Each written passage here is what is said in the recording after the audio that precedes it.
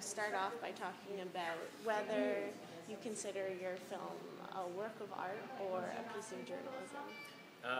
First and foremost, a piece of journalism, Okay. long-form journalism. But at the same time, I also think it's possible to have the most impact and the most effective storytelling through highly aesthetic work. Something that is something that captures someone, usually has emotion in it, and to convey emotion, it has to have strong aesthetics. So I would consider, good journalism also brings in not necessarily art, but strong photography, which has strong aesthetics. So, making these horrible things beautiful, there's sort of an ethical line you cross there, right? Where sometimes you're blinded by the beauty and you don't recognize the depth of the ethical dilemma that you're portraying. So, how do you deal with that? You need more than simply to capture a moment. You have to be able to capture the essence of it. And I think, if it's when you're crafting something, you have to understand the medium to a point where you understand that light and the angle it's coming from. You have to consider all of those things because you're trying to make the strongest possible image.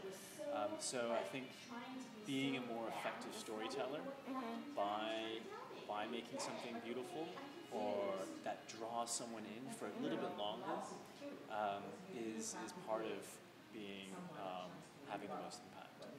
Personally, I would never consider myself an artist. I'm an image maker or someone telling stories. But I use mediums that require understanding of certain elements capturing emotion. After nearly 10 years of war, I felt like my images weren't really having any impact anymore. That our society had become numb to them. That we were seeing the same things over and over again, and my images were simply being used to illustrate someone else's idea. And also at the same time, the financial crisis caused the collapse of any of the outlets that I worked for, Newsweek. And so I had to find a new way to try to convey the realities on the ground, try to build a bridge to these stories that I was witnessing. And so I moved into video with these ideas, these market conditions, but also because of the emergence of new tools. Do you think then this film is more political than your images? I'm not trying to make a political argument of should we send more troops or should we take troops out. And I think I really want to leave it up to the viewer to try to decide for themselves. And really, ultimately, I'm trying to give the viewer a visceral, immersive experience into what it's like to go to war and what it's like to come home from it.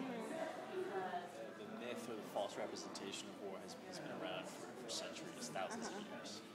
That you have a tendency to, after it's all over, to tell a story about it.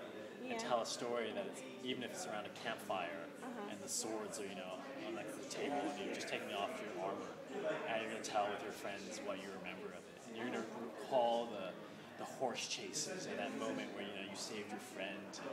It's going to distill itself into something that is a very narrow view of what actually happened.